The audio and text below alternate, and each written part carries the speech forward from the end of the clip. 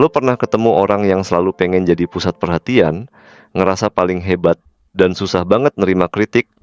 Bisa jadi itu tanda-tanda NPD. Gangguan ini bikin seseorang haus validasi, selalu ngerasa lebih unggul dari orang lain, dan sering meremehkan orang di sekitarnya. Kadang mereka kelihatan percaya diri banget, tapi di balik itu bisa aja mereka rapuh kalau nggak dapet pengakuan yang mereka mau. Di video ini, gue dan lo bakal belajar bareng tentang apa itu NPD, gimana ciri-cirinya, dampaknya, dan cara menghadapinya. Yuk, kita bahas. Istilah narsis berasal dari mitologi Yunani, terinspirasi dari kisah seorang pemuda bernama Narkisos. Dia terkenal karena ketampanannya, tapi juga punya sifat sombong. Suatu hari, dia melihat bayangannya sendiri di permukaan air dan langsung jatuh cinta. Saking terobsesinya, dia nggak bisa berpaling sampai akhirnya meninggal di tempat itu. Kisah ini jadi simbol buat orang yang terlalu fokus sama dirinya sendiri sampai lupa sama dunia sekitar.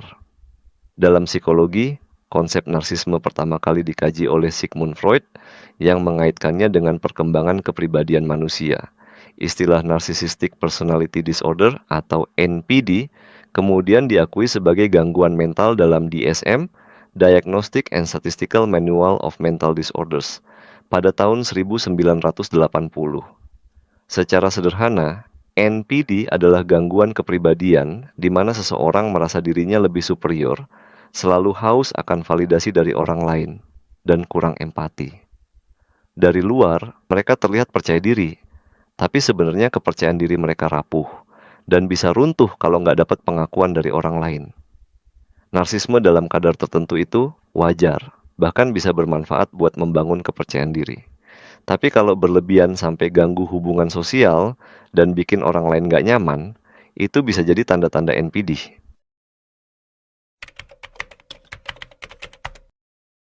NPD punya banyak dampak, baik buat diri sendiri maupun orang lain. Walaupun ada yang kelihatan positif, tetap ada konsekuensi yang bisa berbahaya. Satu, sulit menjalin hubungan yang sehat. Karena cenderung manipulatif, kurang empati, dan selalu ingin jadi pusat perhatian, orang dengan NPD sering mengalami konflik dalam hubungan pribadi maupun profesional. Dua, rentan mengalami krisis identitas. Mereka sangat bergantung pada validasi dari luar. Tanpa pengakuan, mereka bisa merasa kosong dan kehilangan jati diri.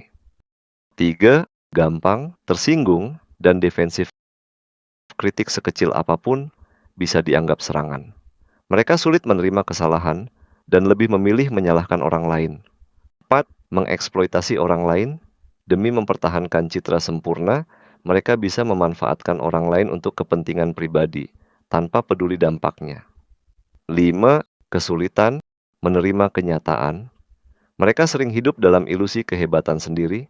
Kalau gagal, mereka cenderung menyangkal kenyataan daripada belajar dari kesalahan. 6. Percaya diri tinggi, tapi rapuh di dalam. Mereka sering terlihat karismatik dan percaya diri, tapi di balik itu, mereka bisa sangat rapuh kalau nggak mendapat cukup pujian. 7. Ambisius dan berorientasi prestasi. Keinginan untuk selalu unggul bisa mendorong mereka meraih kesuksesan, tapi kalau nggak dikendalikan, mereka bisa menghalalkan segala cara. 8. Jago bangun citra di sosial media. Mereka bisa terlihat sempurna di dunia maya, tapi seringkali kehidupan aslinya jauh dari yang ditampilkan. Dampak ini bisa berbahaya, terutama kalau seseorang nggak sadar bahwa dirinya punya kecenderungan NPD. Setelah bahas dampaknya tadi, pasti lo sadar kalau NPD ini bukan sekadar sifat narsis biasa. Ini bisa benar-benar ngeganggu kehidupan seseorang, terutama dalam hubungan sosial dan cara mereka ngejar kesuksesan. Tapi apakah ini bisa diatasi? Jawabannya bisa. Salah satu langkah pertama adalah menyadari kalau lo atau orang di sekitar lo punya kecenderungan ini. Dari situ, mulai belajar untuk lebih memahami orang lain, mengembangkan empati, dan menerima kritik tanpa defensif. Jujur, gue juga masih belajar soal ini. Kalau lo punya perspektif lain atau pengalaman yang berhubungan, share di komentar bro. Gue bakal seneng baca pendapat lo. Terima kasih sudah menonton channel ini. Semua kesalahan murni dari gua dan semua kebenaran murni dari Tuhan.